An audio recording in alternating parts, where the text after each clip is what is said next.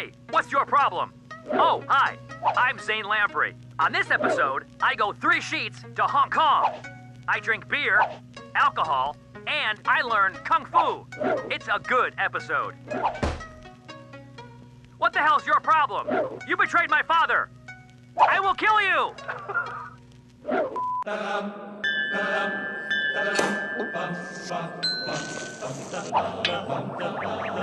Every night, in every city around the world, it happens. People pour into local watering holes to, well, drink. It's my mission, that's me, to traverse the globe getting to know these different people and their drinking customs. Bellying up to the bar, and with any luck, making some new friends.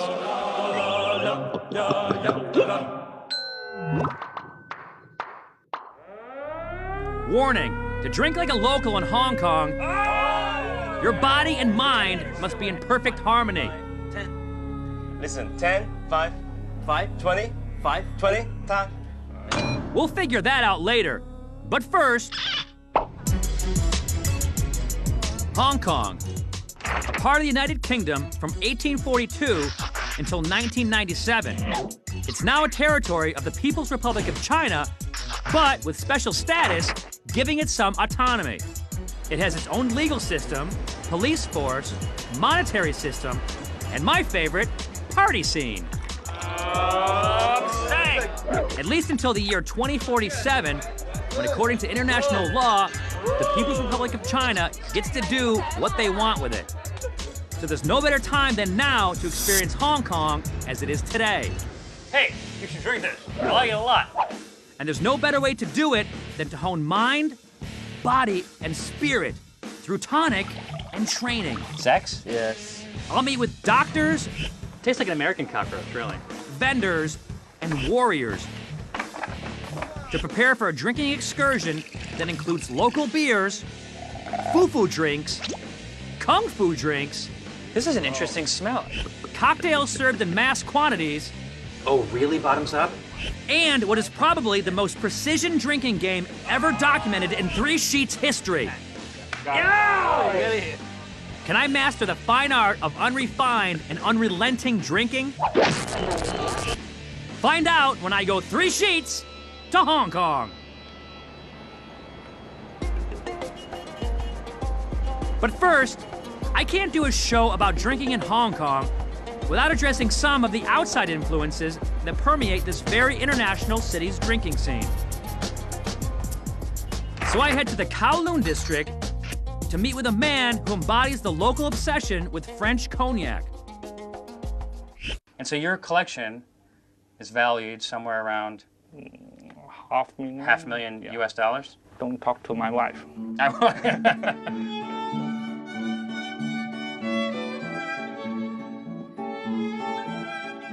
Mans has amassed a collection of nearly 14,000 miniature French cognac bottles, ranging in value from a few bucks to $1,000.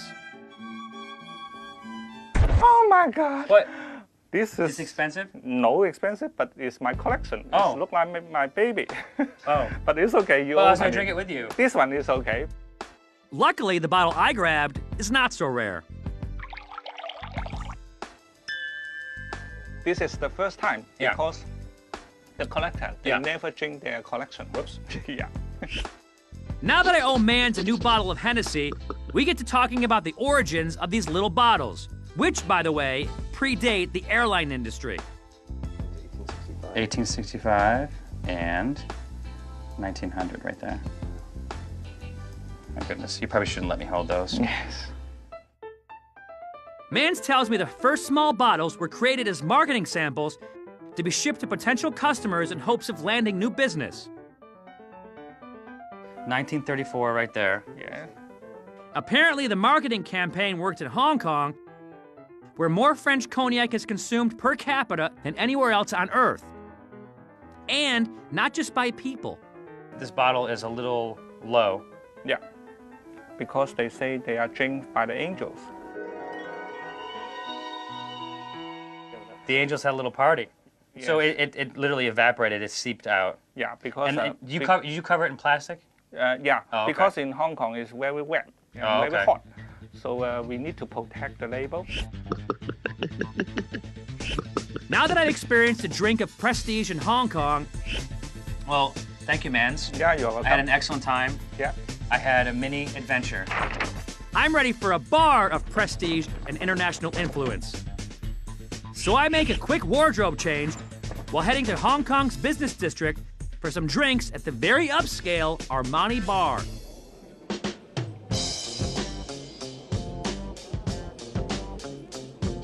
We're in the business district of Hong Kong. Yes. You can tell that I mean business because I'm wearing a suit and flip-flops.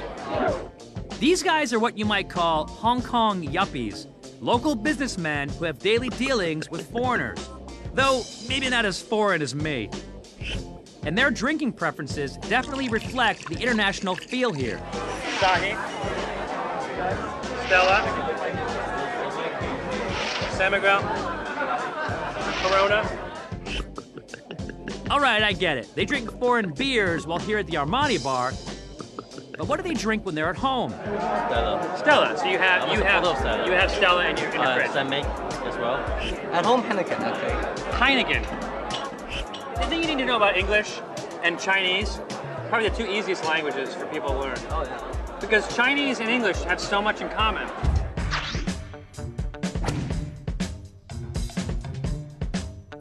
You have words. Yep. We have words. You guys have writing. In English, we also have writing. You guys use paper. We use paper. Think about it. They're very similar. It must have taken you like a few days to pick up English. I just learned this morning, so. Yeah. All right, so I'm joking. But in all seriousness, English actually is an official language in Hong Kong, along with the most popular Chinese dialect on the island, Cantonese. What do you say? Cheers. No, we don't say cheers. Yum sang. And now that we've said cheers in Cantonese after conversing in English while drinking imported beers in a bar named after an Italian fashion designer, I think it's time to explore a more traditional, old-school side to Hong Kong. A scene I plan on totally immersing myself in tomorrow. So for now, I bid my friends a good night. I borrowed a suit, and I'm taking it home. Right now. And save myself the Eastern-style drinking monsoon that surely awaits. Coming up, a medicinal booze with benefits. Good for the sex. Sex? Yes. Then I go into serious training. Will it prepare me for the ultimate drinking game? 10. 5. Okay. It's my turn. It's day 2 of my drinking excursion through Hong Kong. I've explored the local obsession with French cognac and imported beers, but now it's time to quit thinking globally and start acting locally. All right. Thank you for coming. I'm in search of more Eastern customs that permeate the nooks and crannies of this massive city. What's this, cockroaches? Cockroaches? They're from Cambodia? And this is for arthritis? Thankfully for me, I don't have arthritis, so I don't need to eat a cockroach. But, for the sake of television...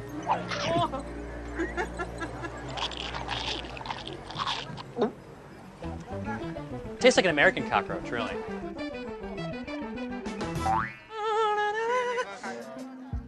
Enough with the dried insects. How about some herbal remedies that involve alcohol? I mean, this is a drinking show, right? So I leave the market and head over to Nong's affiliated Chinese medical clinic, where my not-so-conventional barkeep is medical practitioner Wing Ki Mak. I'm just gonna call him Doc. So we're making that. That is an alcoholic beverage said to have many benefits.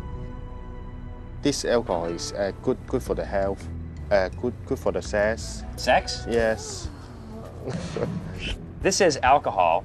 Yes, this is the Chinese name is 高粱酒. 高粱酒. 高粱酒. It's a double distilled alcohol made from sorghum, a giant form of grass high in sugars. 60%. 60%. It's 120 proof. That's flammable. Doc claims the alcohol helps to draw out the medicinal qualities of the herbs used to infuse it. So that is this. Yes. This and what? And 1 year? Not 1 year, about 3 years. 3 years. Yes. Okay, you want to drink? Do I want to drink? That's my job. Okay.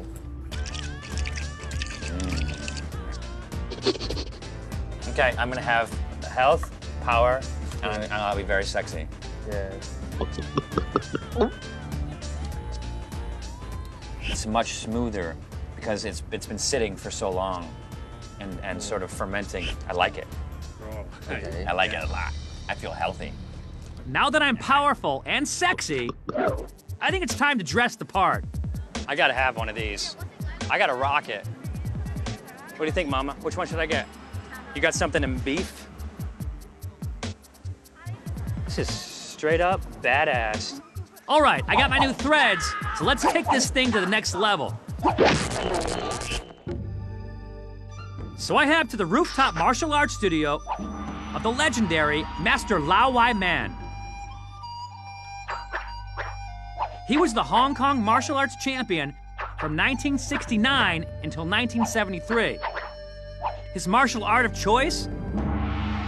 The one and only Drunken Monkey. I'm not a fighter, I'm a drinker. And no, I'm not talking about our mascot. I'm talking about self-defense. The concept behind Drunken Monkey is that if you come at your opponent staggering like, well, a drunken monkey, they won't know what's coming.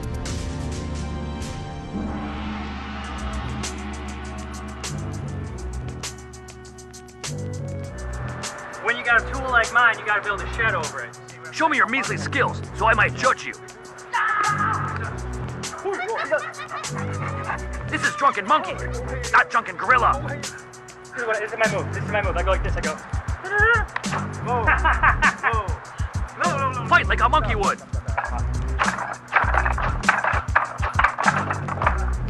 Do it. I'm pretty sure that's what I just did. Like this. Too much drunk. What? Too much drunk. No, not enough monkey. Not enough monkey. Suddenly, I can feel the force of the drunken monkey surging through every nerve in my body. Now that I have the power, I have the focus. I have the monkey. I just need to get the whole, drunken thing going. So I head to the Causeway Bay neighborhood. It's pretty much the place to go for drinks. Here inside the Bloomhouse Tower, you'll find no shortage of bars. This place is all clubs, and so every floor you stop on, there's a club. They're not cash bars. As a matter of fact, you pay a cover charge at every bar. So this one's called 14, and it's on the 14th floor. Who thought of that? Seriously, very, very clever. Obviously, there are more bars to choose from. But I have an appointment on the 11th floor at the Ed Plus bar. Linus, the manager, has agreed to spend his entire evening schooling me in Hong Kong drinking customs, starting with some traditional drinks. New Hong? Yes. Lady in red. Lady in Red. Lady in Red is aged rice wine that often includes other grains like wheat and millet. It gets its name from the ancient Chinese tradition of burying a bottle on the birth of a daughter and digging up the bottle years later to be consumed at her wedding. Where the traditional gown is the official color of good luck in China, red, just like the label on the wine. Shake the out of it. Linus doesn't want me to drink it straight. Instead, he's pushing a house favorite called the Lady in Red cocktail, with, of course, Lady in Red, along with some amaretto, grenadine, lime juice, and ice. I'm guessing from the name and the sweet ingredients, it's gonna be a little bit on the foo-foo side. It's pinky up. It's pinky up. Doesn't mean it's a bad drink. It just means it's fruity. I like it. This I would say is a lady's drink. After that, I need something for those who drink tough. This is called Golan. All the Kung Fu guys Yeah? like to drink goes straight away. Oh, They use a bowl. Yeah. Basically, this is a high-end version of the stuff that Doc served me earlier in the day. This is an interesting smell. Minus the herbs and stuff. It smells like flour. They serve it in a bowl because that's the way Kung Fu fighters, like me, drink it. Hey. Wow. Yep, go like that. Saying Hey. before drinking from a bowl is a ceremonial gesture meaning happy. It's also used as another word for cheers. How was it? Made my nipples hard. It's good. It's also that's a good sign. That's a good sign. Now that I've manned up and knocked back Go Long Kung Fu style, Linus takes me to a back room to drink with some of his friends. Coming up, can I hold my own against the masters of Hong Kong's ultimate drinking game? 5, 5. 10, 15.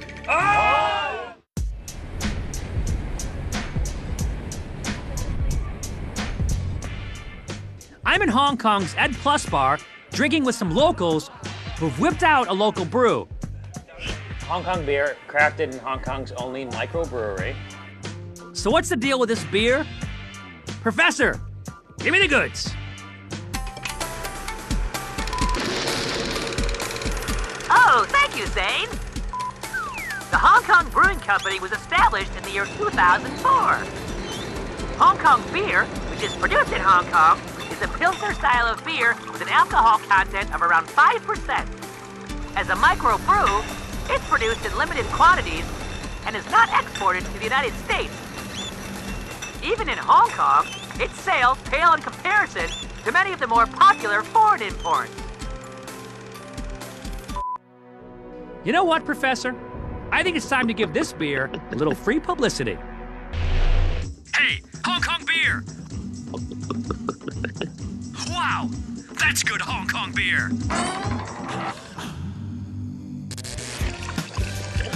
Now that I've done my part for the local brewing industry, the guys order up mass quantities of their favorite cocktails. Full pitchers of popular Hong Kong cocktails. Oh, for the love of... There's the whiskey and green tea pitcher, whiskey and soda pitcher, Yeah, that's right. and Red Devil, a house concoction of red wine, lychee liqueur, lime, and soda water. Tang. The word tang means clear, as in clear your glass. Tang. Every time when we call Tang. I don't know what... That's how we drink in Hong Kong. That's whiskey and green tea, and it tastes amazing. With a few more cocktails cleared, it's time to get down to the drinking game. All right, what's the game? What's the game? It's called... There's a game called 1520. 1520. Watch close, because this game's complicated. Listen, 10, 5, 5, 20, 5, 20, time. All right, my drunken monkey skills did not prepare me for this game. 5, 5. 10, 15. All right, let me break it down for you. It's a two-person game involving 5 potential hand positions. First position is nothing, which is all fists closed. Next position is 5 with 5 fingers out. The next is 10 for 10 fingers out. And mind you, it doesn't matter whose fingers they are as long as there's 10. The next is 15, and finally 20 for all hands open. The players rock, paper, scissors to see who calls the first number. 2, 3. Okay, I'll go first. Winner calls out the first number with no countdown. 5. Notice he said 5 and there are 10 fingers. He got it wrong. So with their hands in the same position, the call goes to the other player. 5. He called 5 and there's 15, so the call goes back. 10. He said 10 and there are 10 fingers. So he gets to go again. If he gets it right, that's 2 in a row, making him the winner. 15. He did it. He said 15 and there are 15 fingers. That's 2 in a row, and that is a victory. Of course, loser pounds his entire cocktail. All right, you know what? It's times like this when I have to summon all my powers from within. I met with the doc, I trained with a master, I have a monkey, and I've had some drinks.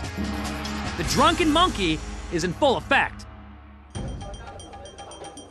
10. 5. 20. 5. 10. 5. Damn it. 10. 5. 10. Yeah, you got it. All the preparation paid off. The spiked herbal tonics, Do I want a drink? That's my job. the training, I'm not a fighter, I'm a drinker. the outfit, You got something in beef?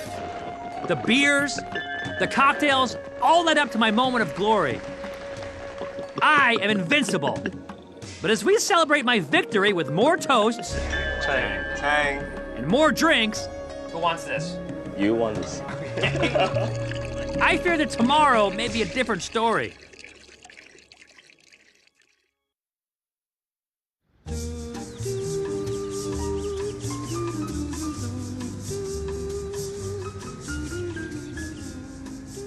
Yup, not so good. So I make a return visit to the doc at Nong's affiliated medical clinic for a bizarre hangover treatment called fire cupping. Fire cup. Fire cup. cupping. Fire cup. You ever been fire cupped before? First, the doc pummels me with a deep and torturous massage. Oh, that's cool. But this is child's play compared to what's next. I think I saw this scene in The Matrix. Doc uses a handheld pump to suck the air out of a cup, effectively giving me a giant hickey. Oh my god. Oh, I got myself into. It's called fire cupping because in the old days, burning candles were used to remove all the air from the cup. If you some problem in here, the color is bad. The fire cup draws the blood to the surface. I hate you. This therapy is meant to relieve what the Chinese call stagnation in the body. You should do shots out of these, Doc, after you're done. I'm not sure if it did anything for my hangover, but I do look and feel as though I've been attacked by a giant octopus. With the stagnation in my body thoroughly fire cupped out, I can't help but think about how far I've come since arriving in Hong Kong as a mere apprentice. I sought power, I sought courage, I sought skill. I drank beer, foo-foo drinks, and cocktails in bulk. It's whiskey and green tea, and it tastes amazing. And though I faltered all along the way, in the end, I conquered. 10. Yeah, you got it. Hong Kong, where if you summon the power of the monkey, you will kick butt. I don't look fat in this, do I? Huh? Do I look fat? No Do I look fat in this? Oh, it's not this that makes me look fat. Thanks a lot, Zane. You know what? You don't look fat in this as much as you look fat in the skin that you wear.